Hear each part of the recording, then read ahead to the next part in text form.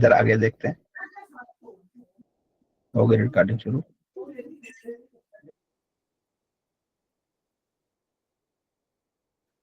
بسم اللہ الرحمن الرحیم صلی اللہ علی محمد صلی اللہ تعالی علیہ وآلہ وسلم. کتاب الاشربہ.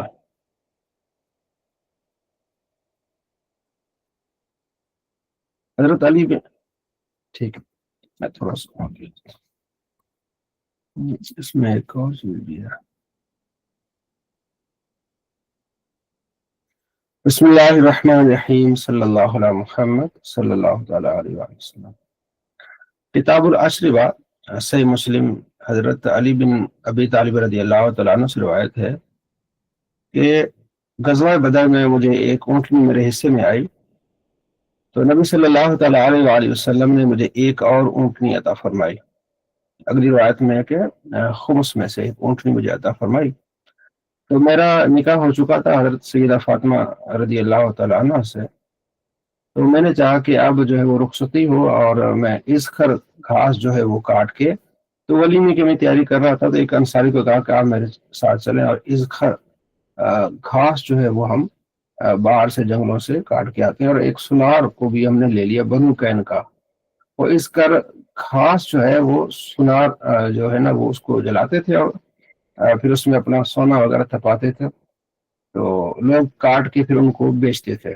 تو حضرت علی رضی اللہ تعالیٰ عنہ کا یہ ارادہ ہوا کہ وہ گھاس کاٹ کے اور سناروں کو بیچی جائے اور اس سے پیسے لے کے ولیمے کا انتظام کیا جائے.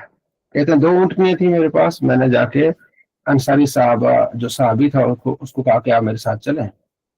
تو میں ان کے گھر کے باہر یہ دونوں اونٹنیاں جو ہے وہ باندھ کے آ گیا. رسیوں کی تیاری کر رہا تھا, کچھ کجاوے کی تیاری کر رہا تھا. تو مجھے کسی نے بتایا کہ بھی تمہاری اونٹنیاں ذبح ہو گئی ہیں. میں جب گیا تو میں دیکھا یہ کیا ہو گیا. ٹھیک ہے, ان کا پیٹ چیرا ہوا ہے اور ان کی کوہان جو چیری ہوئی ہے وہاں سے گوشت لیا گیا ہے. تو میں تو جو ہے وہ ہکا بکا رہ گیا کہ یہ کیا ہو گیا. میری جمع پونجی یہی تھی.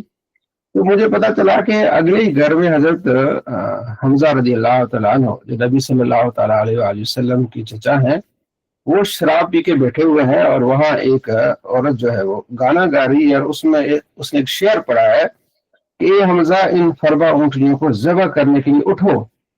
تو جناب حضرت حمزہ رضی اللہ تعالیٰ عنہ نے تلوار لی اور باہر نکلے. جو اونٹنیاں کھڑی تھی ان کی کوہان کاٹی, وہ گوشت لیا اور ان کا پیٹ چاک کیا, گوشت لیا اور گئے. تو میں حیران ہو گیا کہ یہ کیا ہو گیا. تو میں نبی علیہ السلام کے بارے میں اگر میں گیا تو آپ علیہ السلام کے پاس زید بن حارثہ بھی وہاں بیٹھے ہوئے تھے. آپ علیہ السلام پریشان ہو کہ یہ کیا ہو گیا.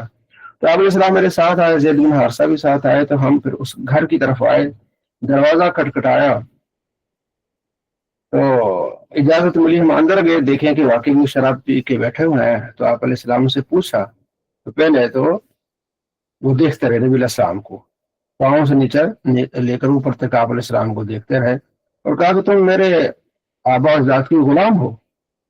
یہ بات اس نے کی تو آپ علیہ السلام خاموش ہو گئے اور فرمایا کہ ابھی واپس چلتے ہیں, کیونکہ وہ نشے کی حالت میں تھے. تو یہ اس وقت کی بات ہے جب نشہ جو ہے وہ مباح تھا, حرام نہیں ہوا تھا. اس باب میں ساری یہ باتیں ہیں کہ حضرت علی رضی اللہ تعالیٰ عنہ نے یہ واقعہ بیان کیا.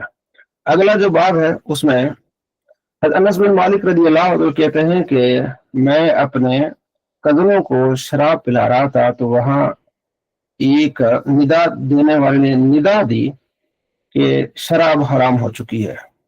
جب یہ ندا ہوئی تو مدینے کی گلیوں میں شراب بہنے لگا اور میرے والد ابو طلحہ نے کہا کہ جو بھی شراب گھر میں موجود ہے سب بہا دو.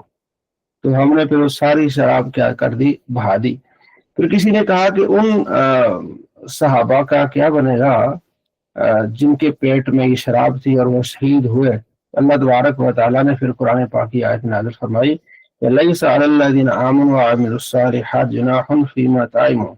ان مسلمانوں کو کوئی گناہ نہیں ہوگا جنہوں نے یہ پیا کھایا. تو اذا متقوا جو پرہیزگاری اختیار کی, وآمنوا اور ایمان لیا, وعملوا الصالحات اور نیک کام کیے. تو حضرت انس بن مالک کہتے ہیں کہ صحابہ نے پھر جتنی بھی شراب تھی وہ کیا کر دی، ساری بہا دی۔ تو جو میں اپنے کزنوں کو شراب پلا رہا تھا اس میں ابو دجانہ تھے، معاذ بن جبل تھے، ابو طلحہ کے والد تھے۔ تو یہاں واضح ہو گیا کہ شراب آپ علیہ السلام نے جب حرام کر دی تو صحابہ نے اس کو بالکل ترک کر دیا۔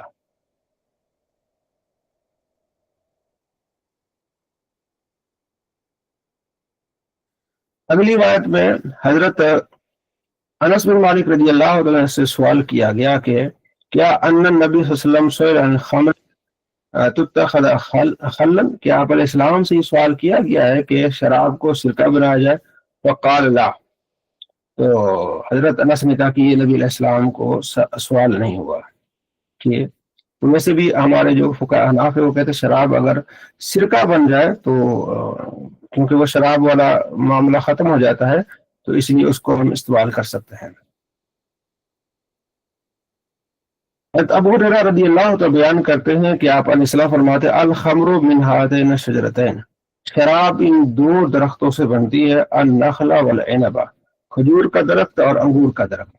یعنی عام طور پر کھجور کے درخت اور انگور کے درخت سے جو پھل نکلتے ہیں، کھجور کو رکھا جاتا ہے کافی دیر تک، پھر اس میں بو آنے لگتی ہے اور اس میں جو ہے جھاگ نکلتی ہے تو وہاں سے پھر شراب بناتے ہیں۔ اسی طرح انگور کو رکھا جاتا ہے اور اس میں بو آنے لگتی ہے، بعد میں اس میں جھاگ بنتی ہے تو اس سے کیا ہوتا ہے، شراب بنتا ہے۔ اور اسی طرح آپ صلی اللہ تعالیٰ علیہ وآلہ وسلم نے نبیذ، آپ علیہ السلام نے کشمش اور کھجور کو ملا کے جو ہے وہ نبیذ تیار کرنے سے منع کیا، اور پرانی کھجور اور نئی کھجور یعنی کچی کھجور اور پکی کھجور چھواروں کو ملا کے نبیذ بنانے سے آپ علیہ السلام نے منع کیا۔ نبیذ یہ ہوتا تھا نبیذ کیا ہوتا ہے؟ ہاں وہ عرض کرنے لگا ہوں، نبیذ یہ ہے کہ آپ علیہ السلام کشمش یا چھوارے جو ہے وہ پانی میں بھگو دیتے تھے، گھر والوں نے بھگو دیے، صبح سے لے کر شام تک ہی اس پانی میں ہوتے تھے، شام تک پانی گاڑھا ہو جاتا تھا اور تھوڑا میٹھا ہو جاتا تھا، تو آپ علیہ السلام پیتے تھے رات کو، پھر اگلے دن پیتے، پھر اگلے دن پیتے، اور پھر اگلے دن شام تک پیتے اور بعد میں خاتون کو دے دیا جاتا۔ یا اسی طرح انگور جو ہے، کشمش جو ہے وہ پانی میں ڈال دی جاتی، شام تک پانی میں پڑتی، اس میں مٹھاس ہی پانی میں چلی جاتی اور رنگ بھی بدلتا، اور پھر آپ علیہ السلام اس میٹھے پانی کو نوش فرماتے تو پانی ٹھنڈا بھی ہو جاتا، کسی مٹکے میں رکھا جاتا، تو اس کو کہتے ہیں نبیذ۔ تو آپ علیہ السلام نے منع کیا ہے کہ نبیذ اس طرح بنانی ہے کہ یہ الگ سے جو ہے وہ چھوہارے اس میں ڈال رہے ہیں یا کشمش ڈالنی ہے اس میں، تو آپ نے چھوہارے اور کشمش مکس کر کے نہیں ڈالنا ہے، اور آپ نے پرانی کھجور اور نئی کھجور کو مکس کر کے تو نبیذ نہیں بنانا، اس میں پھر یہ آپ علیہ السلام نے منع فرما دیا۔ اس باب میں یہ ہے کہ آپ نے نبیذ کو کیسے بنانا ہے، ٹھیک ہے جی۔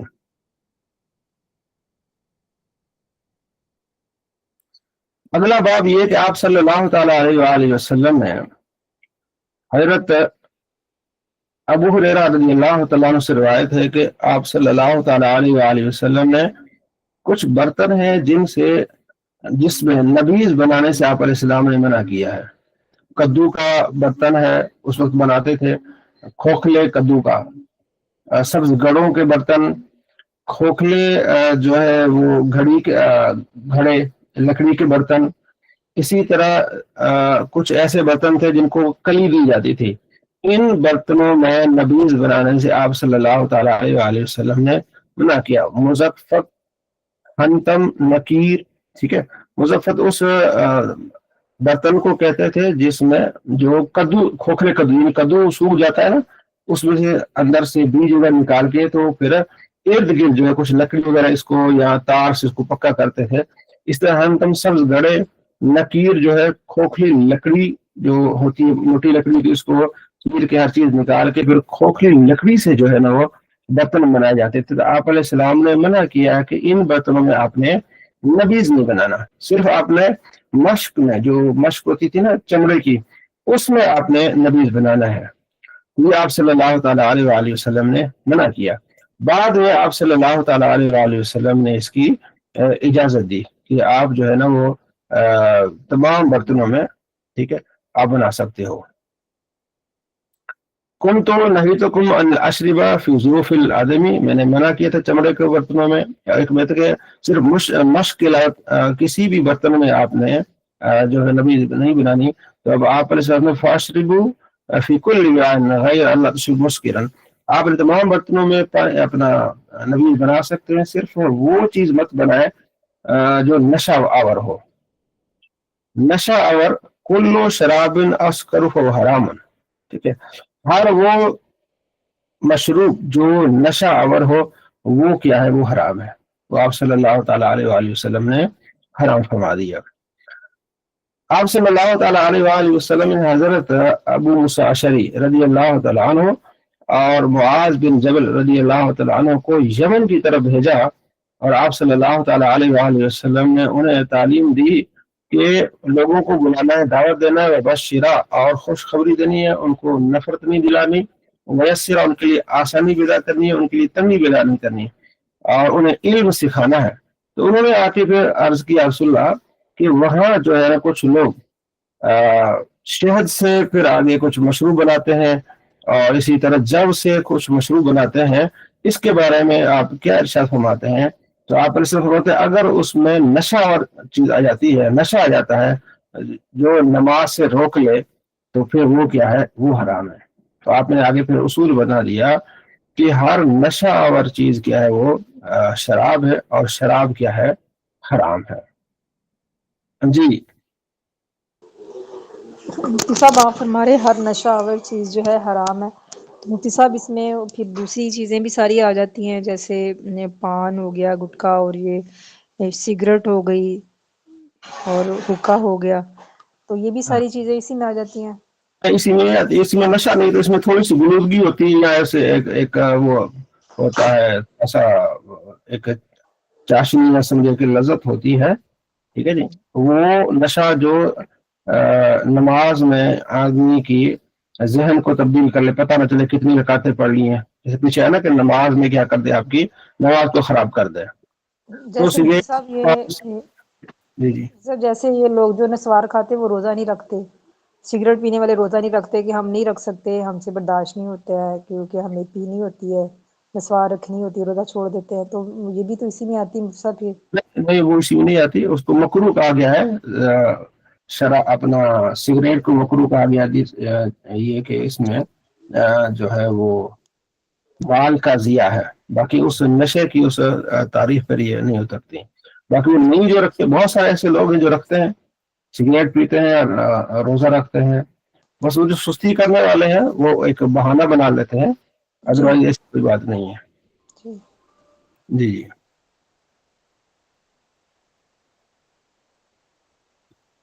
اگلا باب ہے. آپ صلی اللہ تعالیٰ علیہ وآلہ وسلم فرماتے ہیں اپنے بچوں کو شام کے وقت باہر نہ نکالو، کیونکہ اس وقت شیطان کھلے ہوئے ہوتے ہیں، تو اس لیے تھوڑا وقت گزرنے کے بعد جب رات ڈھلے تو اس کے بعد اپنے بچوں کو جو ہے آپ نے جو ہے باہر چھوڑنا ہے. سب بچوں کا حکم کیوں ہے، بڑوں کا حکم کیوں نہیں ہوگا اس سلسلے میں؟ بچوں پر زیادہ اثر پڑتا ہے نا، بچے چھوٹے ہوتے ہیں نا. آپ سورۃ فلق پڑھتے ہیں، سورۃ ناس پڑھتے ہیں، کچھ پڑھتے ہیں تو کچھ ہو جاتے ہیں. بچے جو ہوتے ہیں ان کو شیطان. حضرت جابر بن عبداللہ رضی اللہ عنہ سے روایت ہے کہ آپ علیہ وسلم فرماتے ہیں غط الاناء، اپنے برتنوں کو ڈھانپ کے رکھو اور اپنے مشکوں کی ڈوری باندھ کے رکھو، اس لیے کہ یہ سنت میں سے ہے. اور رات کو جو ہے وبائیں نازل ہوتی ہیں، اور جو برتن کھلے ہوتے ہیں اور جو مشک کھلے ہوتے ہیں، ٹھیک ہے نا، اس میں یہ اثرات پڑتے ہیں. تو آپ علیہ السلام نے فرمایا کہ اپنے برتنوں کو ڈھانپ کے رکھو، اور رات کو جب سو اپنے دیے بجھا کے رکھو. اس وقت چوہا جو یہ دشمن ہوتا ہے اہل خانہ کا، کہ بعض اوقات وہ دیا جو لے جاتا ہے، اور اس وقت جو ہے وہ لکڑی کے گھر ہوا کرتے تھے جس وجہ سے کافی نقصان ہوا. تو آپ علیہ السلام نے تعلیم دی ہے کہ رات کو دروازے بند کر لو، اپنے برتن ڈھانپ لو، ٹھیک ہے. جو مشک ہے یعنی کو پانی کی چیزیں ہیں، ان کو اگر آپ کو نہ ملے کوئی ڈھانپنے والی چیز تو کم سے کم کوئی اس پر لکڑی اوپر رکھ لو. لا تترکوا النار فی بیوتکم حین تنامون، आग को मत छोड़ो अपने घरों में यहाँ तक कि जब तुम सो, यानी जब आपने सोना है तो फिर आग को आपने नहीं छोड़ना, यानी आग को बुझा के आपने सोना है। ये आप सल्लल्लाहु ताला अलैहि वसल्लम की क्या है, तालीम है। मुफ्ती साहब जैसे कहते हैं कि बर्तन गिलास जो है वो अगर ना ढांक के रखें तो शैतान जो है इसमें पेशाब कर जाता है, ये भी बात है? नहीं, ऐसा नहीं, शैतान पेशाब नहीं करता। बस ये है कि हदीस में कि आप अलैहिस्सलाम फरमाते हैं कि जो है वो दरवाजे बंद कर लो। जब दरवाजे बंद होते हैं तो शैतान उसमें उसको ताला नहीं खोल सकता। जब किसी डोरी के साथ मश्क बंद है तो उसको खोल नहीं सकता। ठीक है जी। तो असल में फिर रात को बलाओं या बुरे असरात का उन बर्तनों में असर हो सकता है, बाकी शैतान पेशाब नहीं करता। तो हाँ, शैतान उसके कान में पेशाब करता है जो फजर की नमाज नहीं पढ़ता। आप सल्लल्लाहु ताला अलैहि वसल्लम फरमाते हैं कि जब मुसलमान सोता है रात को तो शैतान उसकी गुद्दी पर 3 गिरह नहुसत की लगाता है। कहता है सोता रहे, रात बहुत लंबी है। जब वो उठता है रात को और अल्लाह का नाम लेता है तो एक नहुसत की गिरह खुल जाती है। फिर जब वुजू करता है तो दूसरी नहुसत की जो गिरह है वो खुल जाती है। जब खड़े होकर नमाज पढ़ता है तो तीसरी नहुसत की गिरह खुल जाती है और उसकी सुबह प्यारी सुबह, नशीद सुबह होती है। और जो ऐसा नहीं करता तो उसकी सुबह जो गुड मॉर्निंग नहीं होती, आजकल हम कहेंगे, तो बल्कि एक सहाबी ने अर्ज किया, रसूलुल्लाह फलां मेरा दोस्त सुबह उठता नहीं, फरमाया उसके कान में शैतान पेशाब कर जाता है। तो साहबा ने जाकर के देखा कि वाकई में उसका कान जो है उसमें घीला भन था। तो जो फजर की नमाज में नहीं उठता उसके कान में शैतान पेशाब करता है। तो हम सबको चाहिए कि फजर के लिए उठें, अल्लाह का नाम लें। शैतान की सुस्ती दिलाता है वो खत्म हो जाती है जब आप अल्लाह का नाम लेते हैं और अल्लाह की बारगाह में आप खड़े होते हैं। मुफ्ती साहब सुबह बेदार होने का आसान तरीका क्या है? सुबह बेदार होने का आसान तरीका ये है कि रात को आप वक्त पर सोएं। सबसे पहले आपने ये देखना है कि आपने सोना कैसे, जागने से पहले आपने सोने का तरीका क्या है आपका। एक आदमी रात को 2 बजे 3 बजे सोता है तो वो अगर चाहे कि जो मैं तहज्जुद भी पढूं और फजर जमात के साथ भी पढूं तो ये तो नामुमकिन है, बहुत मुश्किल हो जाता है। रात को 10 बजे सो जाए, ज्यादा से ज्यादा 11 बजे, 10:30 11 बजे आदमी सो जाए। और 11 बजे अगर सोता है, आजकल 6 बजे नमाज है तो उसके बाद 7 घंटे आराम से वो फजर के लिए खड़ा हो सकता है। और हो सके तो अगर उम्र बड़ी है, मतलब 35-40 साल का है ना, तो उसके लिए जहां तक मेरा तजुर्बा है 5 घंटे बहुत होते हैं सोने के लिए। अगर 11 बजे भी बंदा सोए ना, आराम से सुबह 5 बजे आंख खुल जाती है और तहज्जुद पढ़ सकता है। 5:20 पे 22 पे जो है वो अजानें हो रही होती हैं तो तहज्जुद पढ़ सकता है। अगर सुस्ती भी करे फिर भी फजर की जमात में वो शामिल हो सकता है। ठीक है। सोना सबसे पहले उसमें सोना कैसे है, ठीक है, सोने का अंदाज बदले। और रात को ये आजकल जो सोशल मीडिया इसके बारे में जो तहकीक आई है कि सोने से आधा घंटा पहले आप मोबाइल से दूर रहें। ठीक है, आप लैपटॉप या टीवी इन चीजों से, आप स्क्रीन जो है इससे दूर रहें। हो सके तो सोने से पहले 15-20 मिनट आप कोई किताब पढ़ लें। ठीक है, तो जब किताब आप पढ़ेंगे ना तो आपको शैतान कैसे सुला देगा कि आप ज्यादा ना जागे। जो हम सोशल मीडिया पे लग जाते हुए पता नहीं चलता घंटा गुजरने का, 2 घंटे। जब आपकी और मेरी आदत अगर 11 बजे सोने की है ना, अगर हम सोशल मीडिया पे शुरू हो जाते हैं तो 11:30 12 हो गए ना, फिर हमारी जो रूटीन नींद खत्म हो जाती है। फिर 1 भी बज जाता है, फिर 2 बज जाते हैं, बाज़ औक़ात फिर बड़ा मसला होता है। जब मैं आपको ये क्लास हफ्ते इतवार की लेता हूँ ना, तो बाज़ औक़ात मुझे बड़ी मुश्किल से नींद आती है क्योंकि इसमें 1-1.5 घंटा स्क्रीन के सामने रहना पड़ता है, तो बड़ा मुश्किल हो जाता है। जी, कोई और इसमें कुछ कहना चाहता है भाई? जी अब्दुल रफीक साहब। जी बिल्कुल आप सही कह रहे हैं। सुबह फजर के लिए उठने के लिए आपको जल्दी सोना पड़ेगा, वरना और कोई हल नहीं है इसका। जी जी, आपको टाइम के साथ सोना पड़ेगा और जो सोने का तरीका है उसको आपको बदलना पड़ेगा। और जो है वो सुकून की नींद आपको आए और आराम से आप उठेंगे। अगर आप सोएंगे टाइम पे तो आप वैसे ही नींद जो है ना वो पूरी हो जाएगी, आप उठ जाएंगे। हाँ, आराम से सर खुल ये जाती भी है कहते हैं कि अपने हमजाद से कह के सोएं तो वो भी आपको उठाएगा जरूर। कोई हमजाद नहीं उठाएगा खुद उठना पड़ेगा भाई। ख्वाहिश आपकी अगर सच्ची लगे ना कि यार मैंने उठना है, मतलब आप टाइम पे सो रहे हैं ना, तो इंशाल्लाह आप आराम से 5 बजे, आराम से 5:30 बजे आप उठ जाएंगे। जी असलाम साहब। जी वैसे ये हमजाद का तो नहीं, लेकिन मेरा ख्याल है कोई इस तरह की दुआ है जो आप अगर पढ़ के सोए ना तो आपकी आंख मतलब खुल जाएगी जिस टाइम पे आप उठना चाह रहे हैं। मेरे एग्जैक्ट वर्डिंग नहीं याद, लेकिन मुझे इस तरह का कुछ सना हुआ याद पड़ रहा। सूरह काफ का आखिरी रुकू पढ़ के सोए जी। सूरह काफ का, जी जी पढ़ के तो कुछ भी सो सकते हैं, बस अलार्म लगा लें और उसके बाद सही टाइम पे जी सोएंगे तो आराम से आंख खुल जाएगी, आराम से नमाज हो जाएगी। तो उसमें ये कि आपका जो घर का टेम्परेचर है उसको भी आप देख लें, लाइटें ना जलती रहें, इनको बंद करके आराम से आप सोए, सोने के अंदाज को बदलें इंशाल्लाह उठने का भी। और जब रात को जब भी आप उठें, एक हदीस है नबी सल्लल्लाहु अलैहि वसल्लम फरमाते हैं रात को जब मुसलमान की आंख खुले और जो अल्लाह से मांगे, अल्लाह का जिक्र करके अल्लाह तबारक व तआला उसे अता फरमाता है। जब भी हम उठें रात को तो हम अल्लाह को याद करें और जो हमारी ख्वाहिशात हैं अल्लाह की बारगाह में पेश करें, तो इंशाल्लाह हमारी ख्वाहिशात पूरी होंगी। ठीक है, बड़ी बड़ी ख्वाहिशात रखें।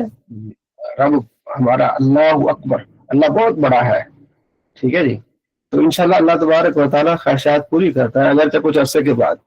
मैं इधर जब आया तकरीबन 2003 में मस्जिद में, तो मेरी ख्वाहिश थी कि मस्जिद के साथ जो है ना काफी घर बड़ा था और जगह भी थी, मैंने कहा किसी दिन यहाँ मदरसा बनाना है। तो 2003 से चलते हुए 2013 में हमने मदरसा बनाया।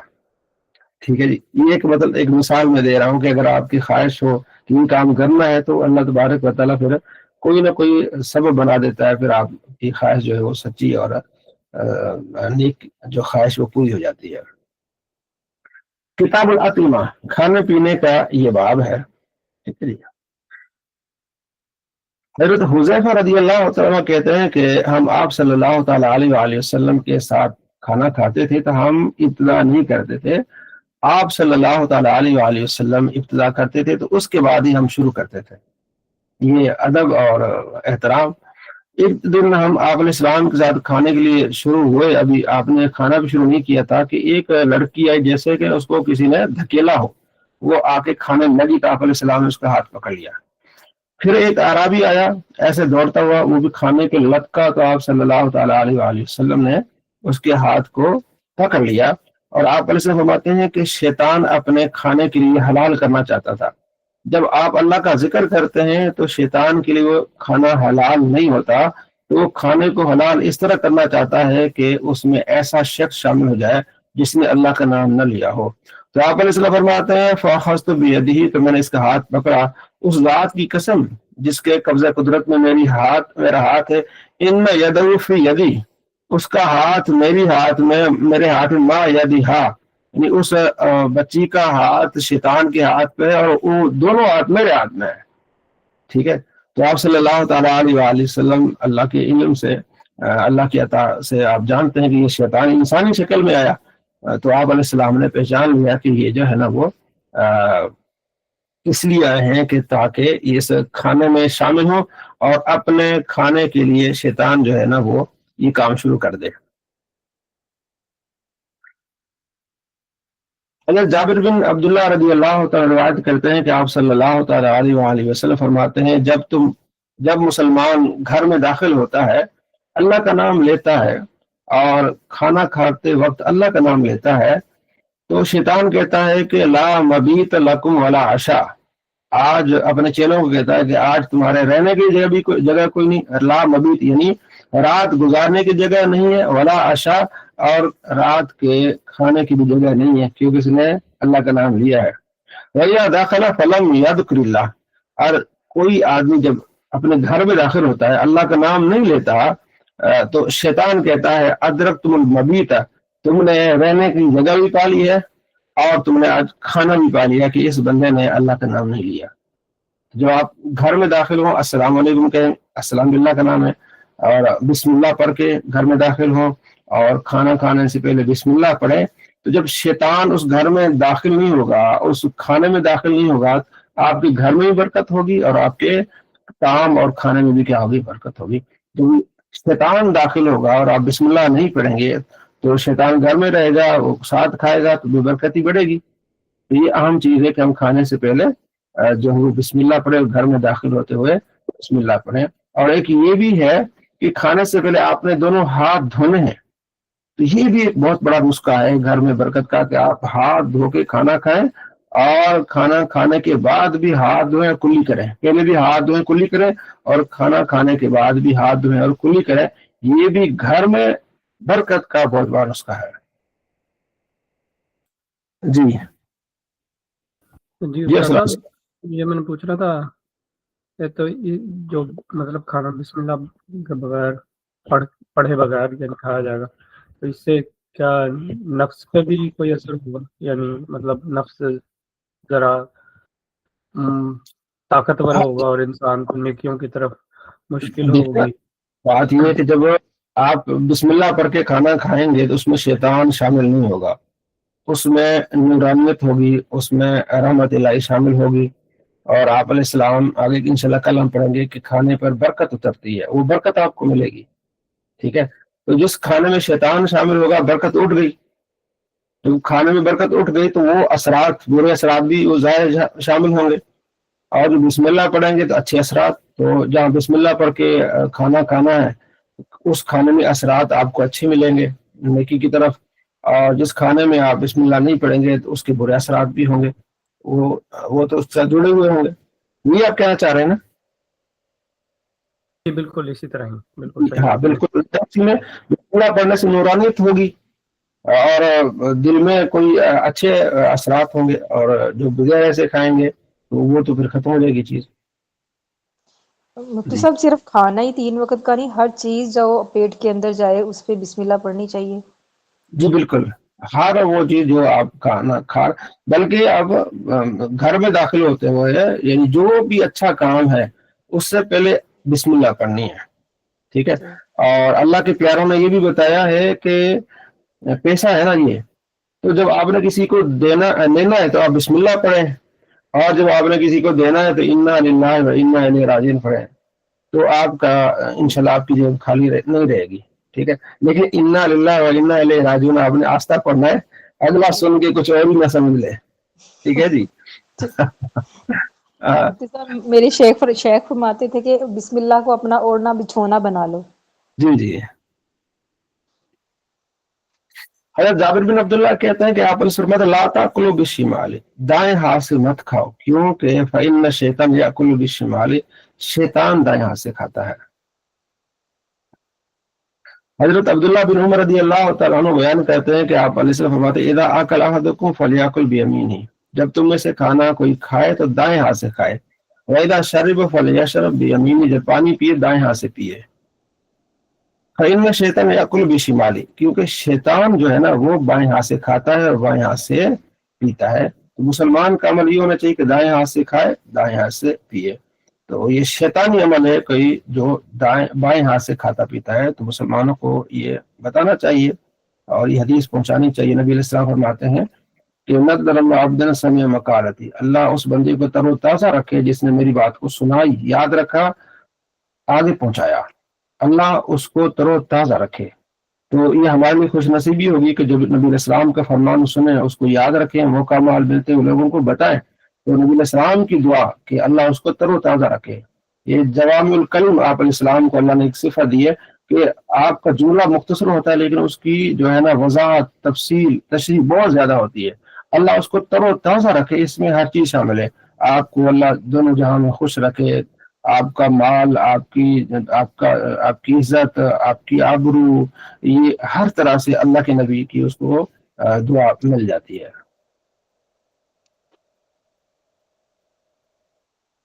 اگلی آیت میں بھی اسی طرح آپ علیہ السلام فرماتے ہیں کہ لا یأکلن احد منکم بشمالہ، تم میں سے کوئی بندہ بائیں ہاتھ سے نہ کھائے، نہ بائیں ہاتھ سے پیے، اس لیے کہ شیطان بائیں ہاتھ سے کھاتا ہے اور بائیں ہاتھ سے کیا کرتا ہے؟ پیتا ہے۔ ٹھیک ہے جی۔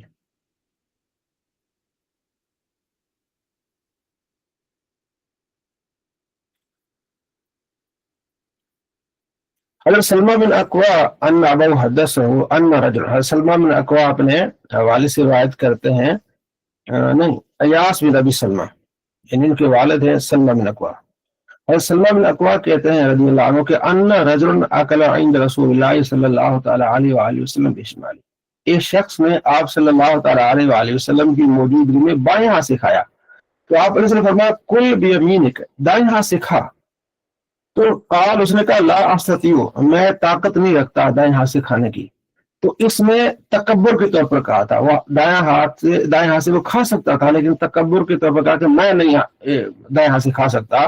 راوی کہتے ہیں فما رفع الی فیہ، اس کے بعد کبھی بھی دائیں ہاتھ اٹھا ہی نہیں سکا، کیونکہ تکبر کے طور پر نبی علیہ السلام کے سامنے اس نے انکار کیا کہ جناب میں حضور میں دائیں ہاتھ نہیں اٹھا سکتا، تو کتنی اس کو سزا ملی کہ بعد میں کبھی بھی دائیں ہاتھ نہیں اٹھا سکا۔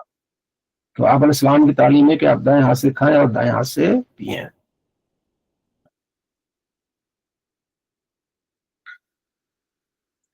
حضرت عمر حضرت عمر بن نام سلمہ، حضرت عمر بن سلمہ رضی اللہ تعالیٰ روایت کرتے ہیں کہ کنت فی حجر رسول اللہ صلی اللہ تعالیٰ علیہ وآلہ وسلم، کہ میں نبی صلی اللہ تعالیٰ علیہ وآلہ وسلم کی گود میں تھا، یعنی میں چھوٹا تھا، وکانت یدی تتیش فی الصحفۃ، کہ میرا ہاتھ جو ہے وہ پیالے میں ہر طرف پھرتا تھا جب میں کھانا کھا رہا تھا نبی علیہ السلام کے ساتھ، تو آپ علیہ السلام نے فقال لی، مجھے فرمایا یا غلام، اے بچے، سم اللہ، اللہ کا نام لے کے شروع کر، وَقُلْ بِيَمِينِكَ، اور دائیں ہاتھ سے کھا، وَقُلْ مِمَّا يَلِيكَ، اور جو تیرے قریب ہے وہاں سے کھا۔ تو آپ علیہ السلام نے تعلیم دی کہ بسم اللہ پڑھ کے کھانا کھانا ہے، دائیں ہاتھ سے کھانا ہے اور اپنی سائڈ پہ کھانا ہے۔ پھر مفسرین نے اس کی وضاحت کی کہ اگر کھانا مختلف ہے تو آپ دوسری طرف سے لے سکتے ہیں، ایک طرف میٹھا ہے اور دوسری طرف برتن میں کوئی نمکین ہے تو وہ تو آپ اٹھا سکتے ہیں، لیکن پورے ہی آپ کے برتن میں پرات ہے یا کوئی بڑا برتن ہے اس میں نمکین نہیں ہے، تو پھر آپ کیا کریں گے، اپنی سائڈ پہ کھائیں گے۔ یہ آپ صلی اللہ تعالیٰ علیہ وآلہ وسلم کی ہمیں تعلیم ہے۔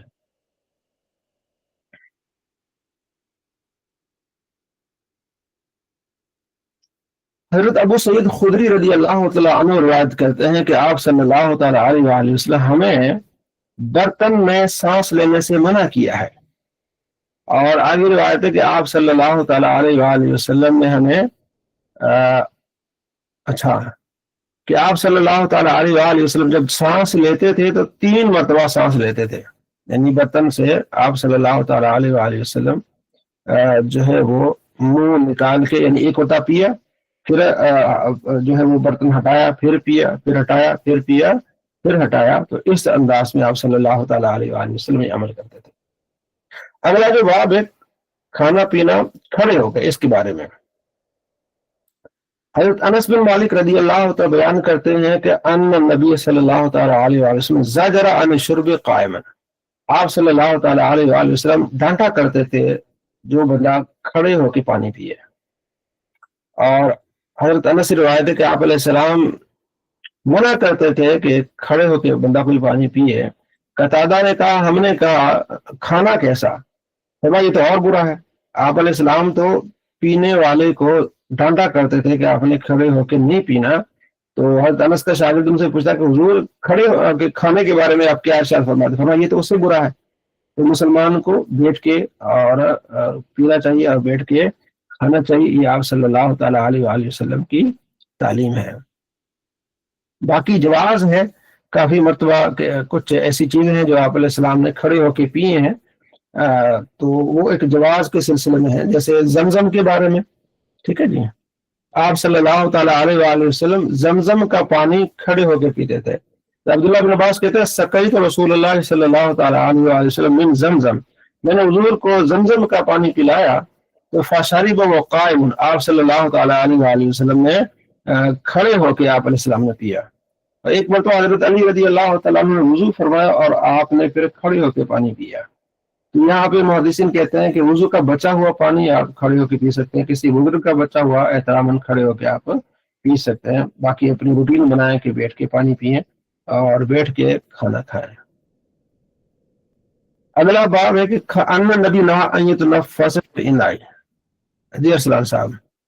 اچھا استاد، چیز پوچھ رہی تھی کہ جس طرح بیٹھ کے کھانا اور بیٹھ کے پینا، اب اس میں بیٹھنے کی کیا طریقہ ہوگا؟ یہ میں اپنا ذاتی تجربہ بتانے لگا کہ بچپن میں جب ہم اسکول وغیرہ جاتے ہوتے تھے تو مطلب وہ پانی کے کولر لگے ہوتے تھے، تو وہاں پہ تو ظاہر ہے کوئی بینچ وغیرہ بیٹھنے کے لیے نہیں ہوتا، تو وہ نا مطلب بیٹھنے جیسی پوزیشن بنا کے نا بچے کولر کو ٹیک لگا کے تو جی جی پانی آپ کو پیتے تھے، اور یہ بڑا عوام میں بڑا مشہور بھی ہے، میں نے بڑے لوگوں کو بھی کرتے ہوئے دیکھا ہوا کہ بھائی وہ جی جی بیٹھنے کی جگہ نہیں ہے تو بیٹھ کے مطلب وہ اس طرح ٹیک لگاتے ہیں کہ وہ نہ بیٹھا ہوا نہ کھڑا، مطلب وہ ایک عجیب سی پوزیشن میں ہے. جی تو جی مطلب اس لیے میں صرف وضاحتی طور پر پوچھنا چاہ رہا تھا کہ یعنی کس چیز کو بیٹھنا شمار کیا جائے گا، کس چیز کو نہیں کیا جائے گا. جی جی اب کوئی بھائی اس میں اپنا حصہ ڈالے گا. جی عبدالرفیق خان صاحب. نہیں بیسیکلی یہ اگر اس طرح کی کوئی جگہ ہو جہاں بیٹھنے کا انتظام نہ ہو یا لوگ لائن میں لگے ہیں قطاروں میں لگے ہیں تو آپ پانی لے کے سائڈ میں ہو کے اور بیٹھ کے یا ٹیک لگا کے جس طرح بچے پی جاتے ہیں عموماً تو وہ پی سکتے ہیں، اس میں کوئی وہ نہیں ہے. بہرحال بیٹھنے کا تو وہی ہے، یا تو کرسی پہ بیٹھے یا پھر وہ جو دونوں زانوں بیٹھنا ہوتا ہے اسی پہ یہ حکم ہے. لیکن اگر جیسے ٹیک لگا کے بھی بیٹھ جاتے ہیں تو وہ بیٹھنے کے حکم میں ہی آئے گا، اس سے الگ نہیں ہوگا وہ. ہاں مثلاً آپ اگر آپ گاڑی پہ ہیں تو موٹر سائیکل پہ بیٹھ جائیں، جی موٹر سائیکل پہ ہیں اگر اپنی گاڑی میں ہے تو وہاں سے پانی لیا اور سیٹ پہ آ کے بیٹھ کے جو بھی چیز بیٹھ کے حکم میں آتی ہے تو اس میں بیٹھنا مناسب ہے، بہتر ہے. یہ مسلمان کا شیوا ہے. لیکن اگر کھڑا ہو کے پی بھی لے گا تو وہ ظاہر ہے زیادہ سے زیادہ صرف یہی ہوگا کہ وہ ایک خلاف سنتی کام ہوگا بس، لیکن یہ کہ وہ حرام نہیں ہوگا، یعنی یہ جی کھڑا ہو کے پینا حرام نہیں ہے. جی جی گناہ نہیں ہے مطلب، اور کسی کو جی گناہ نہیں ہے. بدگمانی بھی نہیں کرنی چاہیے، کوئی کھڑا ہو کے ہاں عالم یا کوئی پی رہا تو کہ بھائی یہ دیکھیں یہ اسلامی کام کر رہا، یہ تو ہاں مجھے جی پتا تھا، لیکن جی جی بہت جزاک اللہ. ٹھیک ٹھیک. حضرت ابو قتادہ اپنے والد سے روایت کہتے ہیں کہ ان نبی صلی اللہ علیہ وسلم نہا ان يتنفس في الاناء، آپ علیہ السلام منع کرتے تھے کہ برتن میں سانس لیا جائے.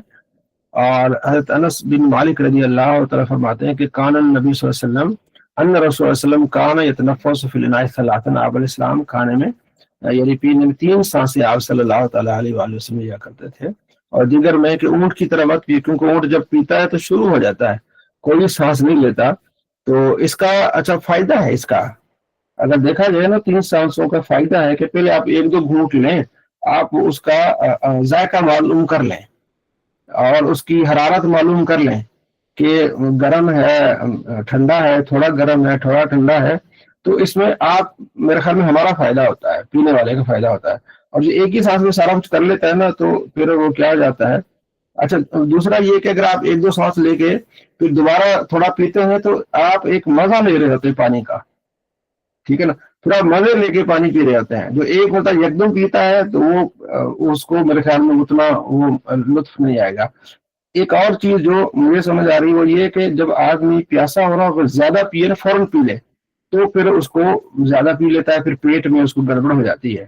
اگر تھوڑا تھوڑا پیے، پہلے رگیں تھوڑی گیلی ہوں، پھر اور تھوڑا پیے، پھر تھوڑا پیٹ میں جائے، وہاں تھوڑا پیٹ گیلا اندر والا نظام تھوڑا ہو، پھر اس کے بعد پیے، تو یہ اس کے لیے مطلب یہ آپ علیہ السلام کی جو تعلیمات ہیں وہ ہمارے لیے بیسٹ ہیں کہ یہ کرنے سے ہمیں بڑے فائدے حاصل ہو سکتے ہیں اس چیز کے. چل ایک چیز میں یہاں عرض کر دوں کہ یہ جو حکم ہے نا کہ 3 سانس میں پانی پیا کرو، جی جی بنیادی طور پہ اصل میں انسان کی جو جسم ہے نا اس کے اندر 2 نالیاں ہوتی ہیں، جی ٹھیک ہے نا. ایک جس سے کھانا جاتا ہے پانی جاتا ہے، اور ایک جس سے ہوا باہر آتی ہے جس سے ہم سانس لیتے ہیں، جی ٹھیک جی ہے. تو یہ دونوں راستے جو ہوتے ہیں یہ سمجھ لیجیے کہ آٹومیٹک کنیکشن ہوتا ہے ان کا نا، تو جی ایک جی کھلتا ہے ایک بند ہوتا ہے. تو جب ہم اس لیے یعنی جلدی جلدی کھانے سے یا جلدی جلدی پینے سے منع کرتے ہیں کہ جب آدمی کھاتا ہے تو پھر وہ ظاہر ہے کہ دوسری جگہ جو ہوتا ہے جب نکل رہے ہوتے ہیں تو پھر ایک دوسرا حصہ جو ہوتا ہے وہ بند ہوتا ہے جہاں سے ہاں ہوا کا آنا ہوتا ہے، جی جی ٹھیک ہے نا. تو اب وہ بہت دیر تک آپ ہوا بھی نہیں روک سکتے. اگر آپ مسلسل پانی پی رہے ہیں تو اس کو کنٹینیوسلی آپ نے ایک حصہ بند کرنا پڑے گا، جی ٹھیک ہے. جی وہ آٹومیٹکلی بند ہی ہو جاتا ہے. تو اس لیے اس کو بیلنس رکھنے کے لیے یہ کیا جاتا ہے. اگر خدا نخواستہ کبھی اس آٹومیٹک سسٹم میں خرابی آ جائے تو پانی جو ہے وہ پھیپھڑوں میں چلا جائے گا، جی جی ٹھیک ہے. اور پھیپھڑوں میں پانی جانے کا مطلب یہ ہے کہ پھر آدمی سیدھا سیدھا مطلب پھر اس کے بچنے کے چانسز تقریباً ناممکن ہو جاتے ہیں. ہاں نقصان ہو جاتا ہے اس کے لیے جی جسمانی طور پر. جی جی ہاں. تو اس لیے ہوا جی کو خارج ہونا اور یعنی سانس کی نالی کو 1-2 بار آرام سے کھول کے ادارے 3 سانس جب آپ کریں گے تو آرام سے پانی بھی چلا جائے گا اور جو گیسیں باہر نکلنی ہے جو سانس آپ نے لینی ہے وہ بھی ہو جائے گی. جی جی پھر آپ کو یہ بھی نہیں پتا ہے کہ ہم نے ابھی کھایا کیا ہے، ٹھیک ہے نا, کسی شخص کو کیا پتا کیا کھایا ہے, وہ جو کھایا ہے اس کے جب آپ پانی ڈالیں گے تو کتنی اندر کاربن ڈائی آکسائڈ بنے گی, وہ گیس کہاں نکلے گی. تو یہ تو ظاہر ہے کہ ایک عام قاعدہ کسی کو بھی نہیں پتا ہوتا نا, تو اس لیے یہ احتیاطاً بڑی سائنٹیفک بات ہے جو احتیاطاً کہی گئی ہے, لیکن یہ بڑی سائنٹیفک بات ہے جو کہی گئی ہے. جی جی. دودھ کے متعلق بھی احادیث ہے, آپ صلی اللہ تعالیٰ علیہ وآلہ وسلم نے دودھ پیا ہے. اس میں ایک حدیث ہے, ابو اسحاق مدنی سے, وہ کہتے ہیں کہ میں نے, ابو اسحاق مدنی کہتے ہیں کہ میں نے برہ رضی اللہ تعالیٰ سے سنا کہ جب آپ صلی اللہ تعالیٰ علیہ وآلہ وسلم مکے سے مدینے کی طرف آپ علیہ السلام نے ہجرت فرمائی تو سراقہ بن مالک بن جوشم آپ صلی اللہ تعالیٰ علیہ وآلہ وسلم کے پیچھے ہے, چونکہ کفار نے 100 اونٹوں کا انعام رکھا تھا کہ جو آپ علیہ السلام کو پکڑ کے لے آئے گا ہم اس کو 100 اونٹ دیں گے. جیسے سراقہ کو پتہ چلا تو وہ بھی بھاگا اور آپ علیہ السلام کے پیچھے, تو آپ علیہ السلام نے اس کے خلاف دعا کی. جب دعا کی تو اس کا گھوڑا جو ہے نا وہ دھنس گیا زمین میں. پھر اس نے پکارا کہ آپ میرے لیے دعا کریں اللہ تعالیٰ سے, میں آپ کو نقصان نہیں پہنچاؤں گا. فدع اللہ, تو فدع اللہ یعنی آپ صلی اللہ تعالیٰ علیہ وآلہ وسلم نے پھر اللہ سے دعا کی تو اس کا جو گھوڑا ہے وہ زمین سے آیا. تو آپ صلی اللہ تعالیٰ علیہ وآلہ وسلم کے پاس آئے, پھر اس کی تفصیل آتی ہے. اس نے کہا کہ میں معذرت چاہتا ہوں اور پھر میرے لیے امان لکھیں. آپ نے فرمایا کہ میں تمہارے ہاتھوں میں کیسا کہ کنگن دیکھ رہا ہوں. تو اس نے کہا بس میں آپ جو حکم ارشاد فرمائیں گے ایسا ہی کروں گا. تو پھر آپ صلی اللہ تعالیٰ علیہ وآلہ وسلم کو اس نے عرض کی کہ آپ میرے لیے امان لکھ دیں. پھر آپ نے اپنے وہاں جو ساتھی تھے ان کو کہا کہ آپ اس کے لیے امان لکھ دیں, اور پھر وہ جاتے ہوئے جو بھی اس کے ملتا تھا کہتا ادھر ادھر نہیں ہے کوئی بھی. تو یہ ایک بہت بڑا ایک معجزہ صلی اللہ تعالیٰ علیہ وآلہ وسلم کا. اچھا, اس میں ایک چیز میرے ذہن میں آئی کہ سراقہ جب آئے تو ان کا گھوڑا دھنس گیا. اچھا, ایک سیریز آئی تھی عمر سیریز, وہ ایک دیکھنے کا اتفاق ہوا, اس میں دکھایا گیا ہے گھوڑا دھنسا نہیں. میرے خیال میں گھوڑے نے اس کو گرایا یا آگے پیچھے کیا. جن لوگوں کا یہ کہنا ہے کہ یہ عمر سیریز جو پوری قرآن و حدیث کے مطابق ہے, تو اس میں نے کافی ساری مسٹیک نکالی ہیں. ایک تو بڑی مسٹیک ایک تو یہ ہے.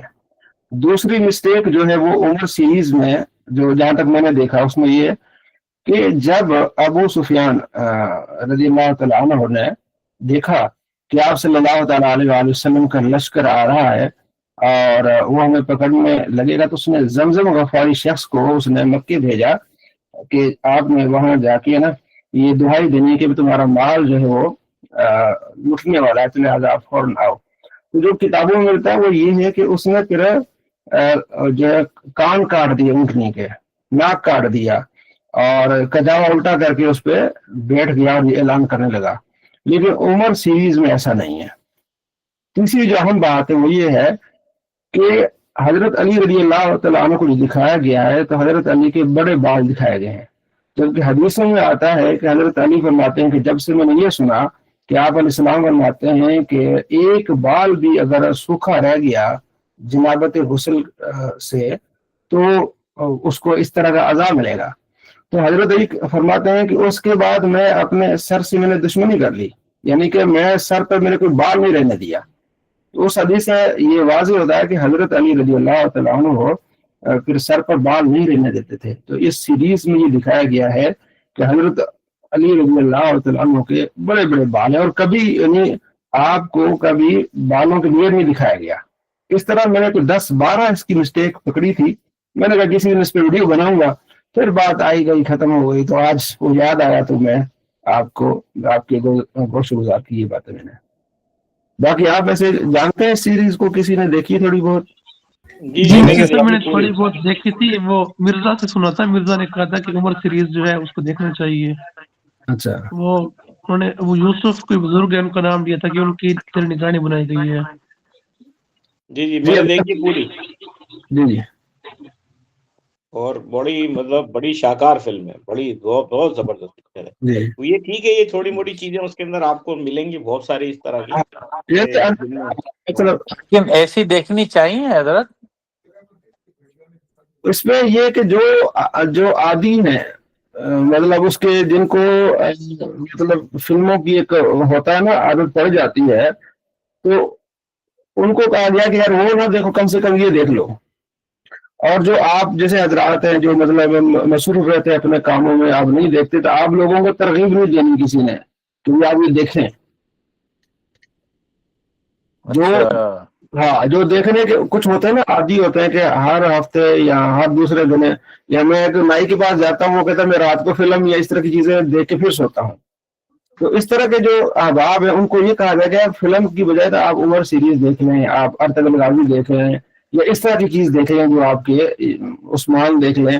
تو بجائے وہ انڈین فلم دیکھنے کے اس کو آپ ادھر لائیں. ٹھیک ہے، لیکن اگر جو ہاں ہاں جو کوئی نہیں دیکھتا تو اس کو ترغیب نہیں دلانی کہ جناب آپ یہ دیکھ لیں.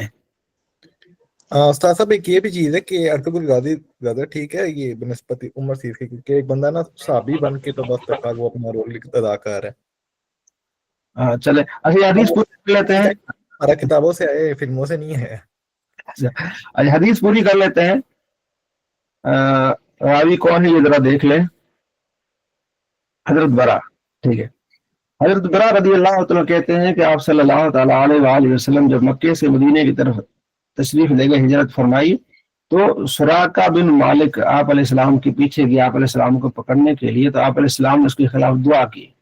جب دعا کی تو اس کا گھوڑا دھنس گیا زمین میں.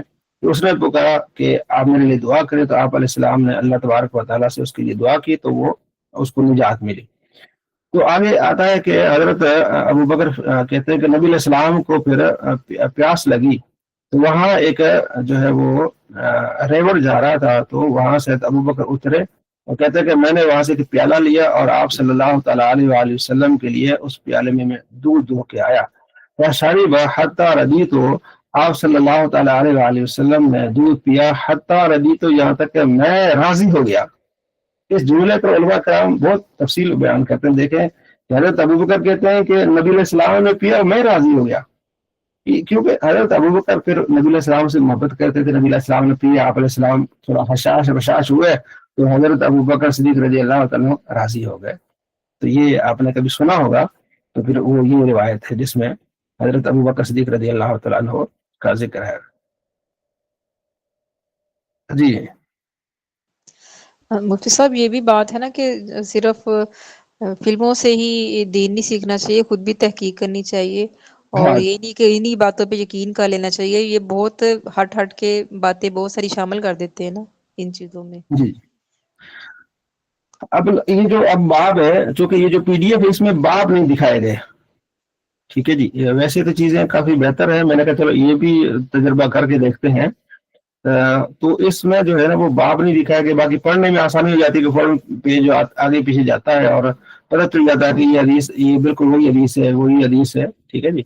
تو یہ آپ کے یہ جو باب رسالہ کا وہ ڈاؤن لوڈ کریں، پی ڈی ایف وہ زیادہ اچھا ہے. ہاں جی سعودیہ کا چھپا ہوا ہے نا یہ. ہاں یہ جو باب باقی کتابوں جو وہ یہ ہے کہ آپ نے دائیں سے شروع کرنا ہے. ٹھیک ہے، جو کام ہے یا کھانا ہے پینا ہے کیا کرنا ہے، جو کسی کو دینا ہے تو آپ نے کیا کرنا ہے، دائیں سے دینا ہے. ٹھیک ہے نا. پہلی حدیث مختصر ہے، دوسری حدیث جو ہے وہ کیا ہے تھوڑی سی طویل ہے. تو اس میں ہم دوسری پڑھ لیتے ہیں تاکہ پھر جو ہے وہ پہلی والی حدیث میں کیا ہو جاتی ہے، کور ہو جاتی ہے. ٹھیک ہے. حضرت انس بن مالک رضی اللہ تعالیٰ کہتے ہیں کہ جب نبی صلی اللہ تعالیٰ علیہ وآلہ وسلم مدینہ پاک میں تشریف لائے تو میری عمر 10 سال کی تھی. آپ علیہ السلام جب اس دنیا سے تشریف لے گئے تو اس وقت میری عمر 20 سال تھی. یعنی آپ صلی اللہ تعالیٰ علیہ وآلہ وسلم مدینہ میں 10 سال رہے.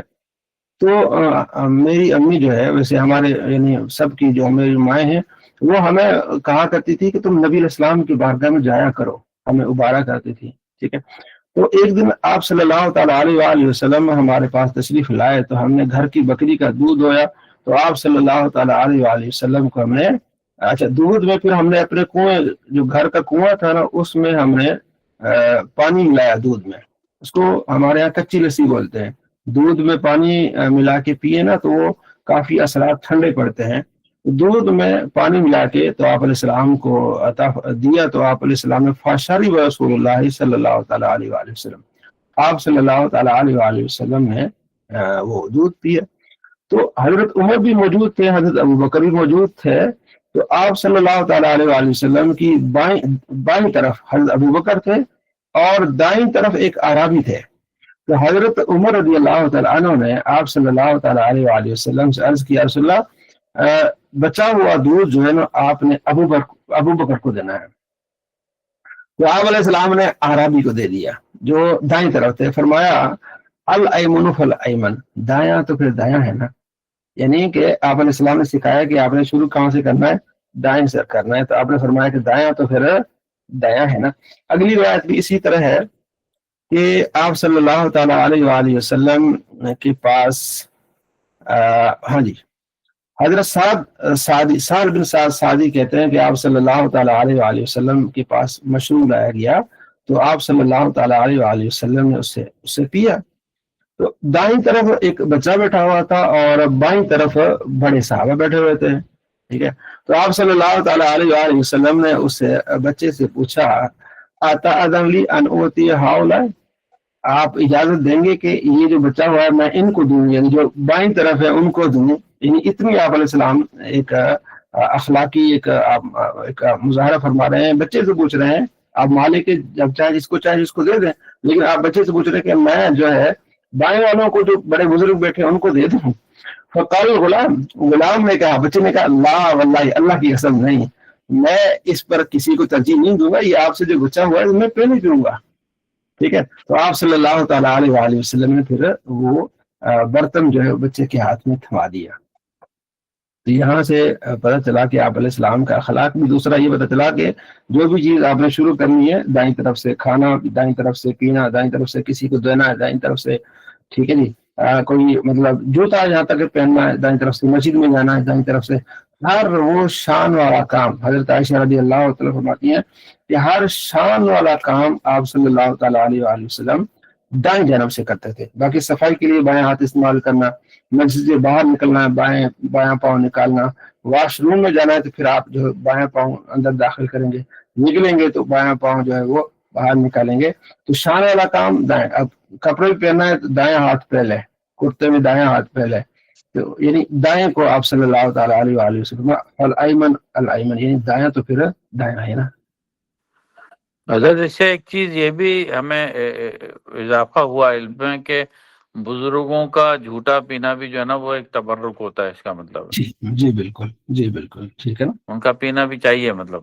بالکل جی. اس میں ظاہر ہے دیکھیں نا بزرگ کون ہوتے ہیں. بزرگ وہ ہوتے ہیں، اللہ فرماتا ہے حدیث قدسی ہے من عاد لی ولی فقد آذنت بالحرب، جس نے میرے ولی سے عداوت رکھی اس سے میرا اعلان جنگ ہے. اور اسی حدیث میں 6502 یہ بخاری میں ہے، اسے کہتے ہیں حدیث قدسی. اللہ فرماتا ہے، نبی علیہ السلام روایت کرتے ہیں، تو اس میں اللہ فرماتا ہے کہ میرے دوست وہ ہیں جو فرائض مکمل کرتے ہیں، نوافل کی کثرت کرتے ہیں، میں انہیں اپنا دوست بنا لیتا ہوں. یعنی فرائض مکمل کرتے ہیں، نوافل کی کثرت کرتے ہیں، میں انہیں اپنا دوست بنا لیتا ہوں.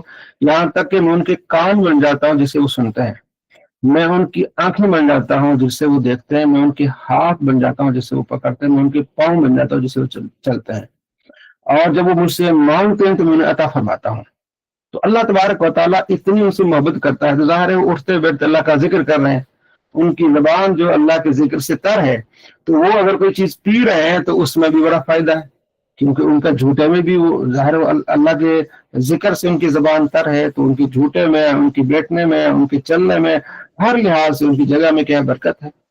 حضرت موسیٰ علیہ السلام کا جب آخری وقت آیا تو جبرائیل آئے، اسرائیل، حضرت موسیٰ علیہ السلام، یہ حدیث بخاری میں ہے، میں اس کا خلاصہ کہ حضرت موسیٰ علیہ السلام کے بعد جب فرشتہ آیا موت کا تو اس نے کہا حضور اب ٹائم ہو گیا ہے. تو حضرت موسیٰ علیہ السلام نے اس کو تھپڑ مار دیا، وہ اس کی آنکھ نکل گئی. اللہ کی بارگاہ میں فرشتہ گیا، یا باری تعالیٰ موسیٰ علیہ السلام تو مار رہے ہیں، تیرے بندہ ہے، تیرے نبی ہیں. اللہ کریم فرمایا کہ موسیٰ علیہ السلام سے جا کے کہو، یہ پیغام دو کہ کتنا دنیا میں رہنا چاہتے ہیں. اگر آپ کسی جانور کے بیل ہے اس کے اوپر آپ ہاتھ رکھ لیں تو ہاتھ کے نیچے جتنے بال آئیں گے اتنے سال آپ دنیا میں رہیں. تو حضرت موسیٰ علیہ السلام نے کہا کہ فرشتے سے انسانی شکل میں آیا، پھر کیا ہوگا؟ اس نے کہا موت ہے. اتنے سال رہنے کے بعد موت ہے تو آج ہی پھر ٹھیک ہے، لیکن اتنا مجھے مدت دے، ٹائم دے دے کہ میں آگے جاؤں تھوڑا سا. جتنا کوئی پتھر اٹھا کے مارتا ہے، پھینکتا ہے، वहां तक आगे जाऊं तो फिर मेरी आपने रूह कब्ज करनी है। तो मुहद्दिसीन कहते हैं वो क्या चीज थी, वो बैतुल मक़दस के करीब थे, वो चाहते थे कि बैतुल मक़दस के और करीब जाऊं जहां नेक लोगों की कब्रें थी। तो ये नेक लोगों की से मोहब्बत प्यार, अल्लाह फरमाते हैं मन आदाली वलीन फकद आदम, तो जो मुझसे मेरे वली से अदावत रखे उसमें ऐलान जंग है। जो अदावत होती है दिल में, जो जबान से बोले तो अल्लाह तबारक व तआला उसको जलील करेगा, रसवा करेगा, क्योंकि अल्लाह फरमाता है मैं उनसे मोहब्बत करता हूँ।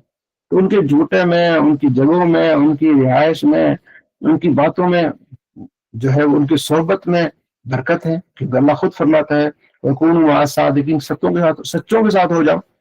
अब अल्लाह के प्यारों की सोहबत में कुत्ता रहता है तो उसका जिक्र भी जो है वो कुरान पाक में आ जाता है, ठीक है।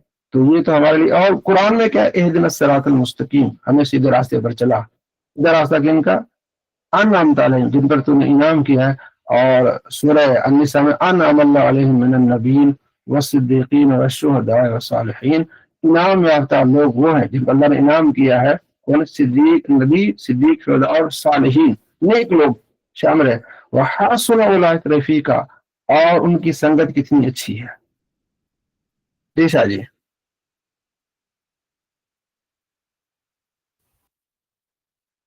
तो अल्हम्दुलिल्लाह यहाँ से आज हम इसको खत्म करते हैं, कल फिर इंशाल्लाह हम आगे इसको ले जाएंगे, ठीक है जी इंशाल्लाह। सब बाज़ दफ़ा जो औलिया अल्लाह होते हैं, अल्लाह के नेक बंदे, वो अपनी मर्जी से पूरी महफिल में से किसी एक को देते हैं।